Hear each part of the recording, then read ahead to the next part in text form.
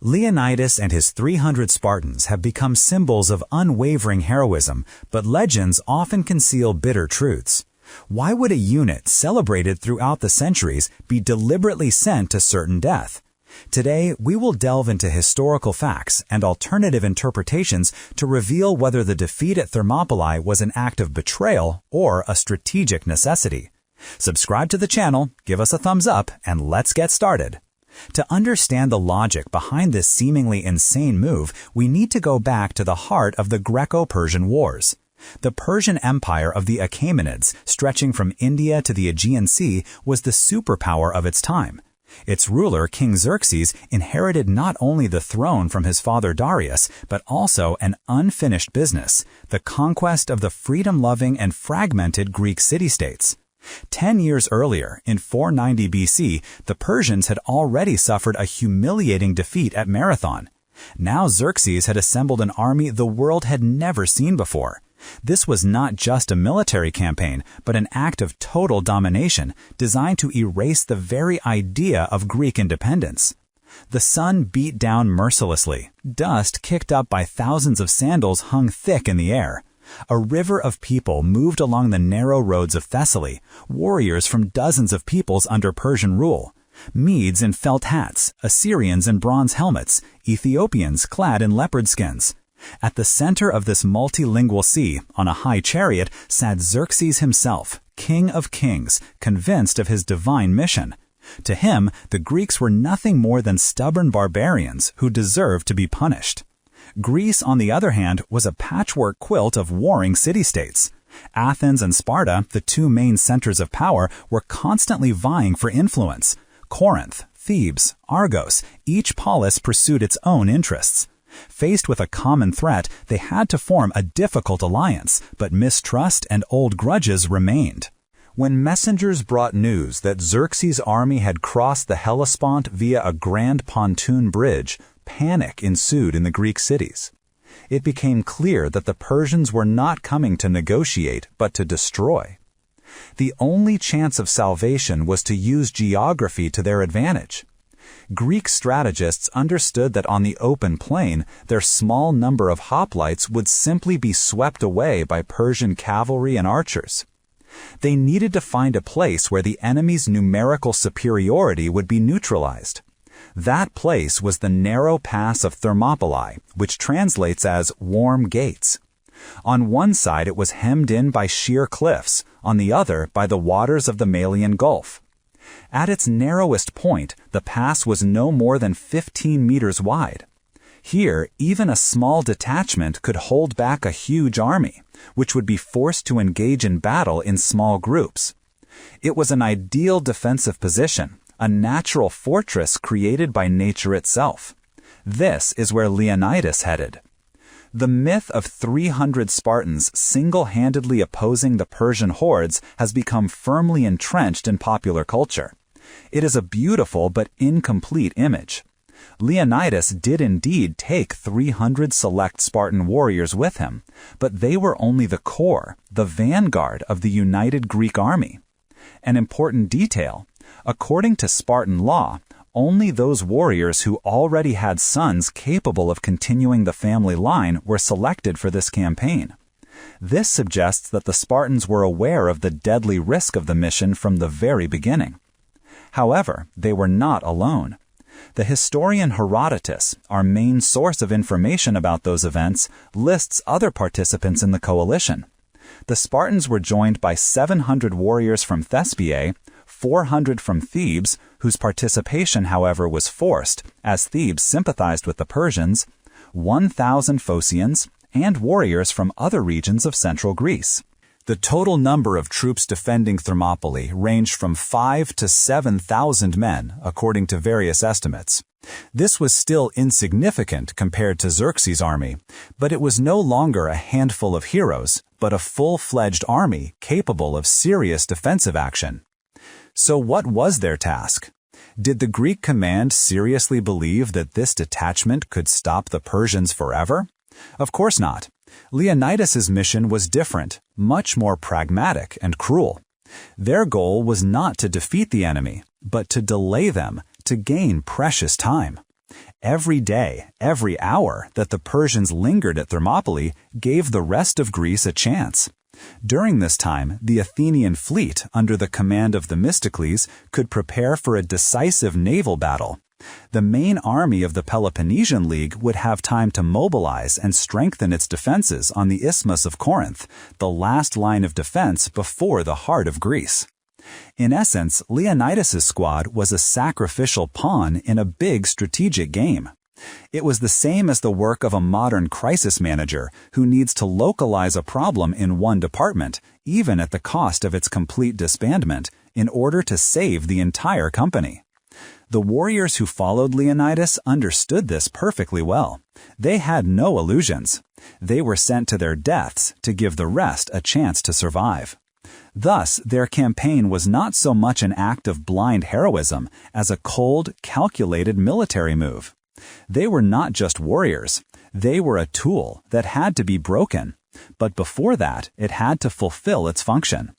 The only question is whether this calculation was the only correct one, or whether it was hidden behind political intrigues and the desire of certain politicians to solve their problems with someone else's hands. It is in this calculation that the first crack in the monolithic image of heroic self-sacrifice lies. Behind it, one can glimpse the cold logic of political pragmatism, bordering on cynicism. Sparta, the hegemon of the Peloponnesian League, always cared first and foremost about the security of the Peloponnese itself. Its natural and main line of defense was the narrow Isthmus of Corinth, which they had already begun to hastily fortify with a wall. Everything to the north, Attica, Boeotia, Thessaly, was, from the point of view of Spartan strategists, a buffer zone. Sacrificing the rear guard at Thermopylae to delay the Persians and allow the main forces to fortify the isthmus was the ideal solution for Sparta. This allowed it to fulfill its alliance obligations to Athens without risking its main army, preserving it for the defense of its home. Leonidas and his warriors were, in essence, used as a human shield, sacrificed on the altar of Sparta's geopolitical interests. This does not detract from their personal courage, but it does cast a shadow on the motives of those who sent them there. Moreover, the decision to send Leonidas, one of the two Spartan kings, also raises questions. Power in Sparta was not absolute. The kings shared it with a powerful council of elders, the Gerousia, and, more importantly, with a college of 5 ephors, elected officials who wielded enormous influence. The ephors could overturn the king's decisions, judge them, and even imprison them. Relations between the kings and the ephors were often tense. Was the march to Thermopylae a convenient way for Leonidas's political opponents to get rid of an overly active and possibly inconvenient ruler? Sending him on a deliberately deadly mission under the pretext of fulfilling a sacred duty is a classic move in political intrigue throughout history. Leonidas, being a true Spartan, could not refuse such an order. His code of honor and upbringing, agoge, made him the ideal figure for such a mission. He was predictable in his heroism. Added to this was the famous prophecy of the Delphic oracle, which was received by the Spartans shortly before the Persian invasion. Pythias said that either Lacedaemon, Sparta, would be destroyed by enemies, or the king from the Heracleidae family would perish. For Spartan society, where religion and superstition played a huge role, such a prophecy was practically a death sentence. It created the perfect ideological justification for sacrifice. The death of the king was not a tragedy, but the only way to save the state. This raises an ominous question. Was this prophecy a convenient interpretation or even a political order to legitimize sending Leonidas to his death? History knows many examples when vague sayings of oracles were interpreted in favor of the powerful. In this light, Leonidas's mission no longer looks like a military operation, but like a ritual sacrifice necessary for the salvation of Sparta. He had to die for the prophecy to come true and for the state to survive. We must not forget the broader context. All of Greece was paralyzed not only by fear, but also by sacred obligations. Two of the most important pan-Hellenic events coincided with the Persian invasion, the Olympic Games and the Spartan religious festival of Carneia. Waging war during these celebrations was considered a grave sacrilege, capable of incurring the wrath of the gods. This was one of the official reasons why the Greeks were unable to muster all their forces. But wasn't it also a convenient excuse for those polis that secretly hoped to sit it out or even negotiate with the Persians? While Leonidas and his small detachment bled to death at the Thermopylae Pass, the rest of Greece continued to celebrate. This contrast between the desperate battle on the front lines and peaceful life in the rear adds tragedy and suspicion to the whole story. The Spartans, having sent their vanguard, formally fulfilled their duty, but their main army remained at home, hiding behind a religious prohibition. The Athenians, whose city was threatened with outright destruction, evacuated the population to the island of Salamis at this time, relying on their fleet. Help never came to Leonidas. He was left alone to face the enemy. The first 2 days of the battle turned into a bloody massacre, which came as a real shock to the Persians. Xerxes, who watched the battle from a safe distance, according to Herodotus, jumped up from his throne 3 times in rage and fear for his troops. He threw more and more troops into the narrow passage, but the result was the same. The Medes, Kassites, and Elamites all crashed into the Greek phalanx. The Spartans and their allies acted as a single mechanism. Their large round shields, auspices, closed together to form a solid bronze wall, synaspism. From behind this wall, like the fangs of a giant beast, long spears, dori, protruded. The Persian warriors, armed with short swords and spears, wearing light woven shields and quilted armor, simply could not break through this formation. They died by the hundreds, unable to inflict serious damage on the Greeks. Particularly humiliating for Xerxes was the defeat of his personal guard, the 10,000-strong Immortals. These were the best warriors in the empire, the cream of the Persian army. They were thrown into battle when it became clear that the regular troops were unable to cope. But even they could do nothing. In the narrow passage, their numerical superiority and maneuverability were useless. The Greeks, on the other hand, used a cunning tactic. They feigned a retreat, luring the Persians deep into the passage, and then turned sharply and fell upon their disorganized enemies. The losses of the Immortals were enormous. The morale of the Persian army was shattered. It seemed that little Greece was capable of performing a miracle. But no miracle happened. A traitor was found. A local resident named Ephialtes, tempted by a generous reward, showed the Persians a secret mountain path that led to the rear of the Greek positions. When Leonidas learned of this from his scouts, he realized that the battle was lost. The encirclement was closing in.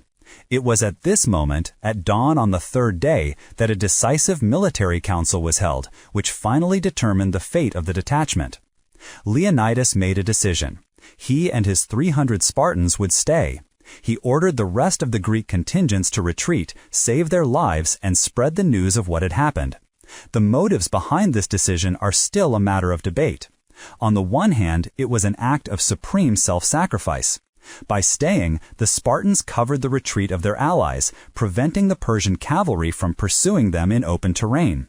They fulfilled their task to the end. They bought time, now at the cost of their own lives. Such was the law of Sparta. Traveler, go and tell our citizens in Lacedaemon that keeping their commandments, we fell here with our bones. Retreat was unthinkable for the Spartan king. On the other hand, there may have been cold pragmatism in this decision.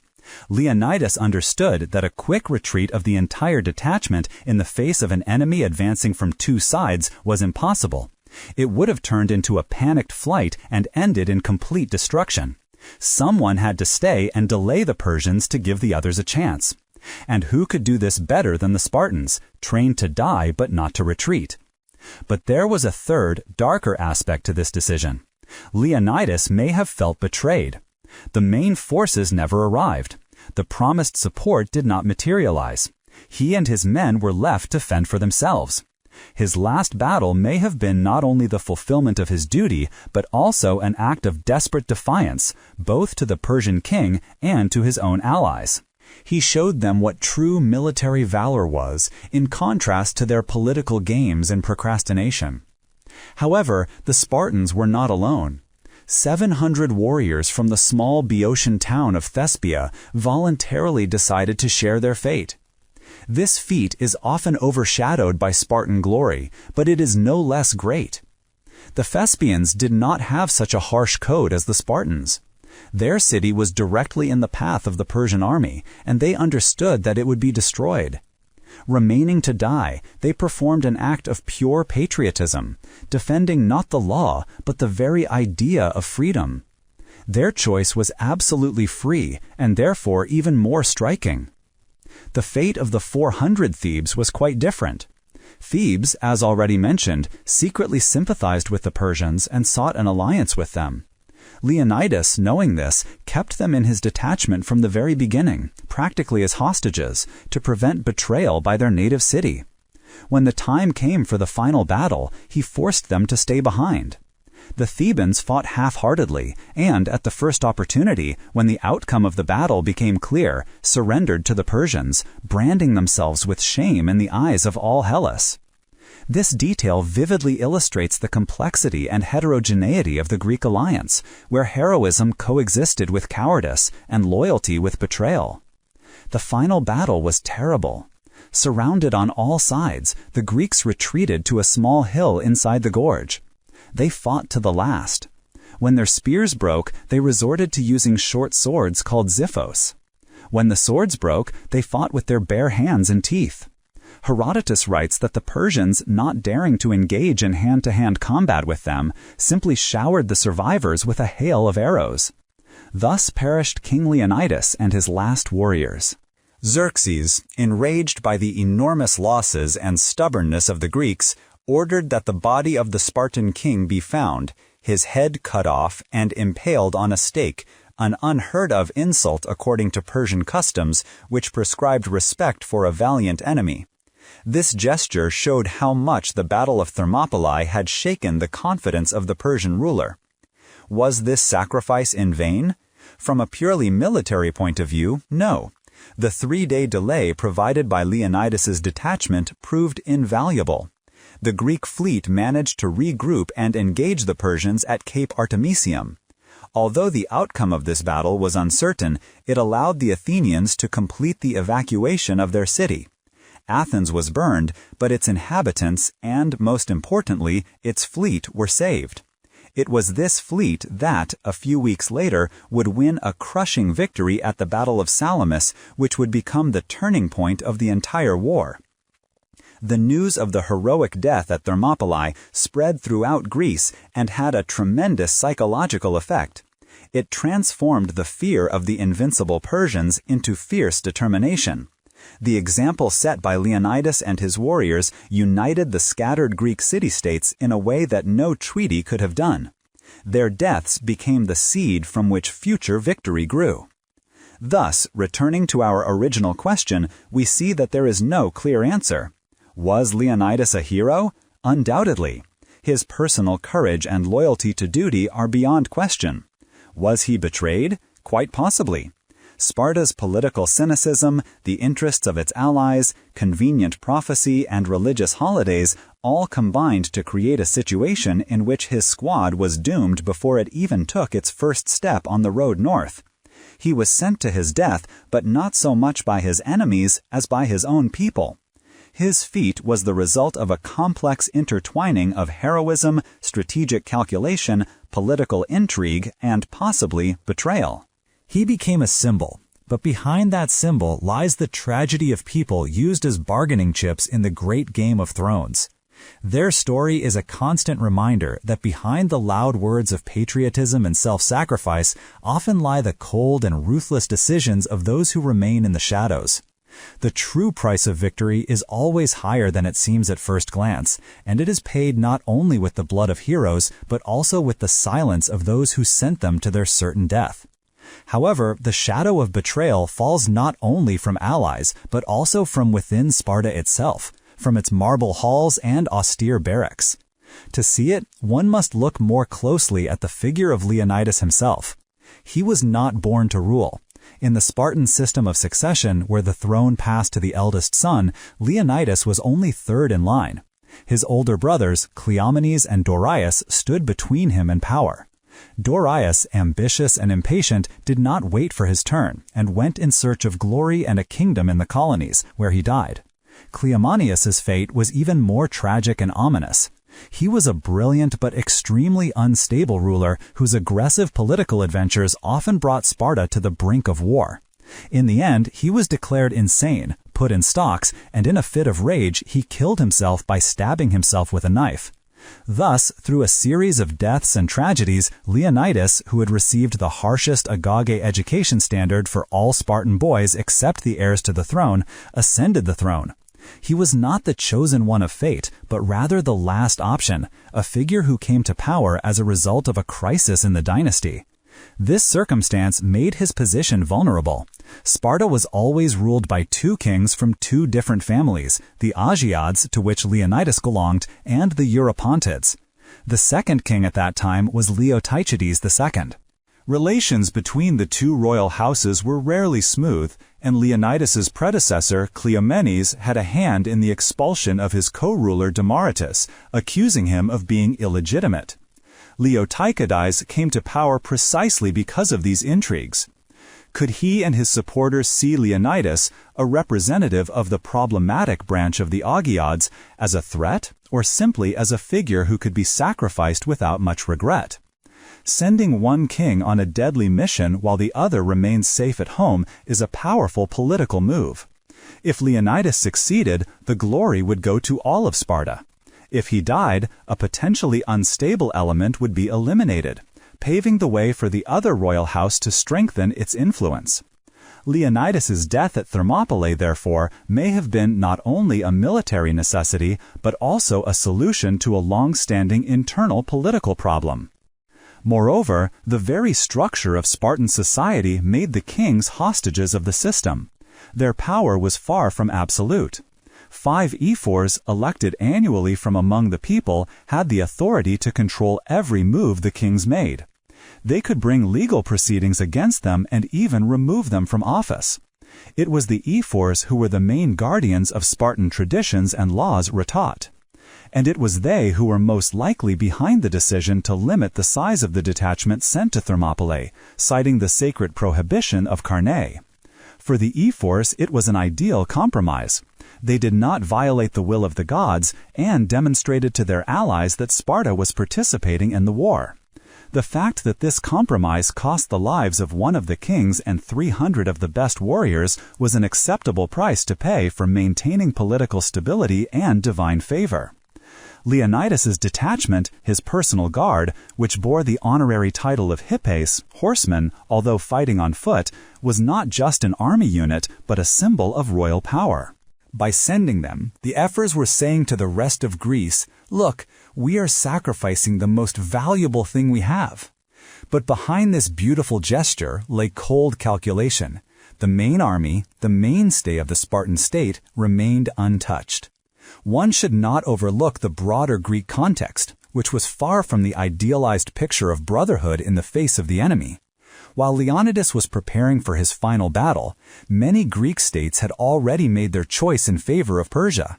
Thessaly, through whose lands the Persians passed first, surrendered without a fight, and placed its excellent cavalry at the disposal of Xerxes. The powerful Thebes, leader of the Boeotian League, played a double game, secretly sending envoys to the Persian king. Their contingent in Leonidas' army was, in essence, a guarantee of their temporary loyalty. Even in the Peloponnese, the stronghold of Sparta, there was no unity. Argos, the ancient and sworn enemy of the Spartans, declared its neutrality, which in fact meant covert support for the Persians. The Argives hoped that the war would weaken Sparta and allow them to regain their former glory. Thus, Leonidas went to fight not only an external enemy, but also the internal decay, cowardice, and betrayal that had engulfed part of Hellas. His suicidal mission was a desperate attempt to show these wavering polis that resistance was possible, that there were values more precious than life itself. It was a moral gesture designed to shame and inspire. In this complex mosaic, one cannot fail to mention the figure of the Athenian strategist Themistocles. He was the chief ideologist of the naval war. It was he who convinced the Athenians to invest the proceeds from the silver mines of Lavrion not in distributing money to citizens, but in building 200 modern warships, triremes. Themistocles understood that the fate of Greece would be decided at sea. در ارتش آرمی هرچند لارج ایت بود، مستقلاً dependent on its fleet که ساپلایدت با فود و اختصاص می کرد. depriving آرمی از سپورت از سی معنی میداد کندمنت به starvation و defeat. The land battle at Thermopylae, from Themistocles' point of view, was only a secondary operation, a rearguard action designed to distract Xerxes and give the fleet time to prepare. There was a profound contradiction between the maritime strategy of Athens and the land strategy of Sparta. The dispatch of Leonidas may have been part of a complex political bargain between the two powers. Sparta agreed to make a sacred sacrifice on land in order to keep the Athenians in the alliance and force their fleet to defend common interests, not just Attica. Leonidas and his Spartans became the coin with which Sparta paid for the fragile unity of the Greek world. And when the encirclement closed in, when Ephialtes' betrayal became a fait accompli, the moment of truth arrived, revealing the complexity of human motives. By sending most of his allies away, Leonidas was not simply saving them. He sent living witnesses of his last feat to the Greek cities. He created a legend in real time. But even at this tragic moment, the heterogeneity of the Greek spirit was evident. While the Phaeacians remained voluntarily driven by despair and patriotism, the Thebans, according to Herodotus, were held by force. In the final battle, they kept their distance, and as soon as the Persians gained the upper hand, they rushed to them with pleas for mercy, claiming that they had been on the side of the King of Kings from the very beginning and had been brought to Thermopylae by force. To prove their loyalty, they were the first to point out the bodies of the fallen heroes to the Persians. As punishment for their duplicity and as a sign that they were now slaves rather than allies, Xerxes ordered the royal mark to be burned on their foreheads. This humiliating detail speaks eloquently of the price of betrayal. The fate of the few who managed to escape death further emphasizes the iron code that Leonidas followed. Herodotus tells of 2 Spartans whom the king released from the camp shortly before the final battle because of a serious eye disease. One was called Eurybates, the other Aristodemus. Upon learning that the Persians were bypassing the pass, Eurybates, who was practically blind, ordered his helot armor-bearer to take him into the thick of the battle, where he met his death. Aristodemus, whose illness was apparently more severe, returned to Sparta. What awaited him there was worse than death. He was branded with shame. He was given the humiliating nickname Aristodemus the Coward. No Spartan spoke to him, no one gave him fire for his hearth. He became an outcast, a living ghost in his own city. He was only able to wash away this shame a year later, at the Battle of Plataea, where he fought with mad courage and died, atoning for his guilt. Another Spartan, Pantites, sent by Leonidas with news to Thessaly, returned and, upon learning of the death of the detachment, could not bear the shame of his survival and hanged himself. These stories show that for a Spartan warrior, Leonidas' choice was the only one possible. The only alternative to a glorious death was lifelong dishonor, which for them was tantamount to civil death. Thus, Leonidas' sacrifice was multi-layered. On one level, it was an act of personal courage and fulfillment of military duty. On another, it was a cold strategic calculation designed to buy time. On a third level, it was the result of cynical political intrigues within Sparta and throughout Greece. On a fourth level, it was a sacred act, predicted by the oracle and necessary for the salvation of the state. And on a fifth level, it was a powerful propaganda act that created an immortal myth that inspired the Greeks to continue fighting. After the wars ended, the Spartans, with great difficulty, returned the remains of their king to his homeland and erected a tomb sanctuary for him, establishing annual games and a cult of the hero in his honor. Those who may have sent him to his death were the first to use his image to strengthen their own authority.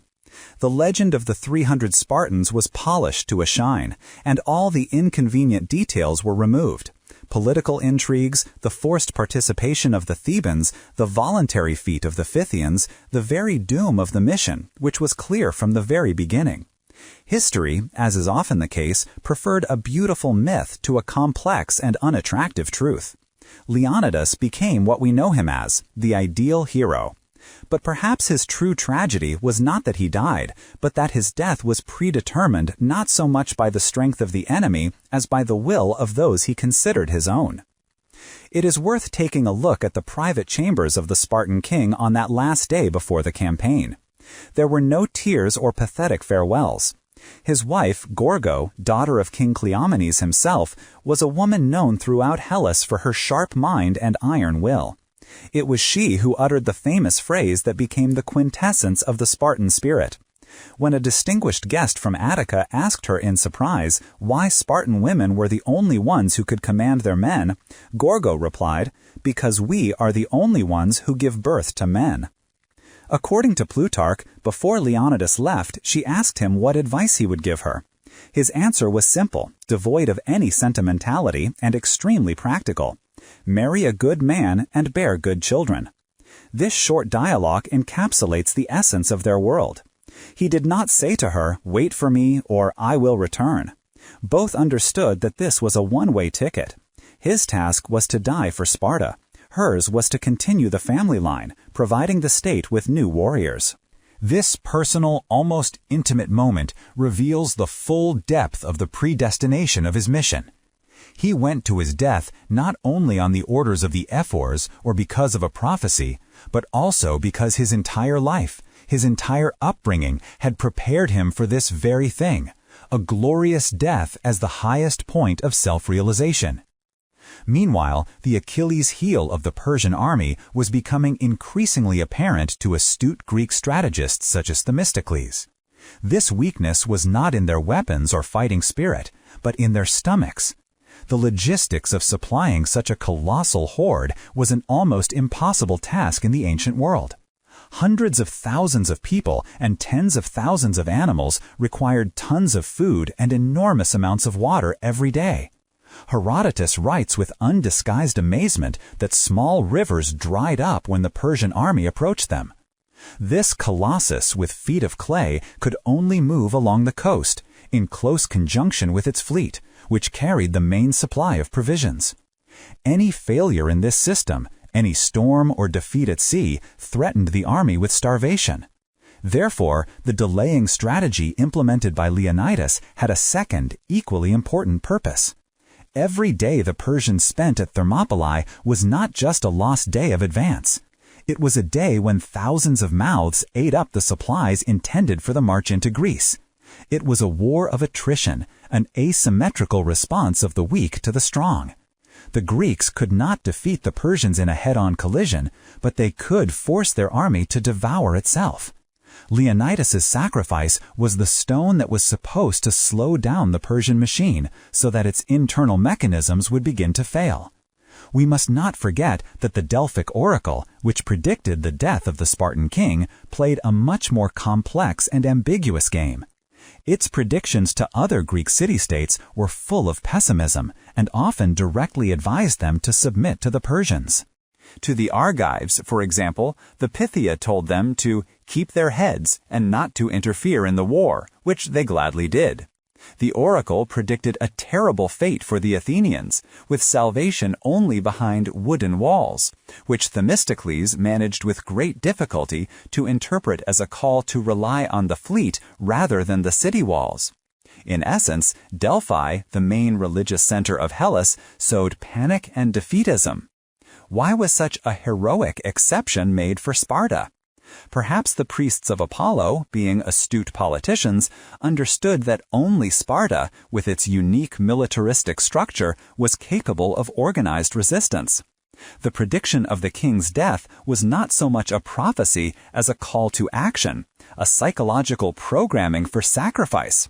It gave the Spartans an ideological justification for a suicidal mission, turning military defeat into spiritual victory. The final battle on the hill was the apotheosis of this sacrifice. The Greeks fought completely surrounded, back to back. Their formation was no longer a monolithic phalanx, but had turned into several pockets of resistance. When the Persians finally suppressed their resistance with a hail of arrows, Xerxes wished to personally inspect the battlefield. What he saw shocked him.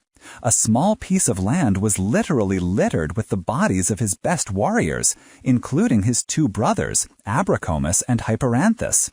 According to Herodotus, the Persians lost 20,000 men, while the Greeks lost about 4,000 over the 3 days. It was this disproportionate loss and the fury of the death of his relatives that drove Xerxes to commit a sacrilegious act with Leonidas's body. He was not simply taking revenge on an enemy commander. He was taking revenge on a man who dared to destroy his belief in his own omnipotence. After the battle, when the Persians had moved on, the Greeks gathered the bones of the fallen from the ashes of Thermopylae and buried them in a mass grave on the very hill where the last battle had taken place. A stone lion was erected at the site of the Spartans' death in honor of Leonidas, and the poet Simonides of Chios composed a famous epitaph that became an eternal monument to their feat. But there was another inscription nearby, often forgotten, dedicated to all the fallen Greeks. Here once fought 4,000 Peloponnesian men against 3 million. These figures are, of course, a poetic exaggeration, but they show how the myth began to take shape immediately after the battle. A myth in which there was no room for political intrigue, betrayal of allies, or cold calculation. All that remained was pure distilled heroism, which Hellas so desperately needed for its future victory. Leonidas's sacrifice was accepted, and history began to write its own edited version of events. The story of Leonidas and his troops is not just a tale of heroism, but a complex puzzle of strategies, limitations, and human decisions. Perhaps they were victims of circumstance rather than outright betrayal, but their fate reminds us that behind every feat lies a profound story that requires careful study. Reflecting on this, we better understand how the past shapes our perception of courage and sacrifice.